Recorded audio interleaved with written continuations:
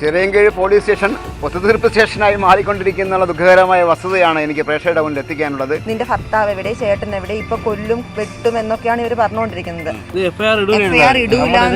അതിനുവേണ്ടി സ്വാധീനമുണ്ടോ ഈ പ്രതികൾക്ക്? കോടതിയിൽ പ്രതികളെ റിമാൻഡ് ചെയ്യുന്ന ആ ഒരു സാഹചര്യത്തിൽ പോലീസുകാർക്ക് വരെ ചായ വാങ്ങിച്ചു കൊടുക്കുന്ന ഈ 4 പ്രതികളുടെ പഴയ കാലമല്ല, നിക്കട്ട പോലീസല്ല, സമയം മാറി, കാലം മാറി.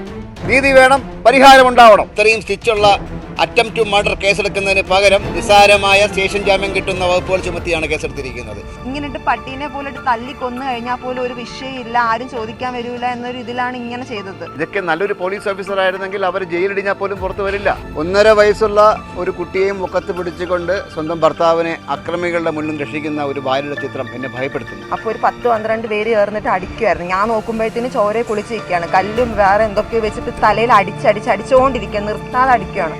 ഞാനപ്പോൾ ചെന്നിട്ടില്ലായിരുന്നെങ്കിൽ ആള് ചത്തുപോയാണ്.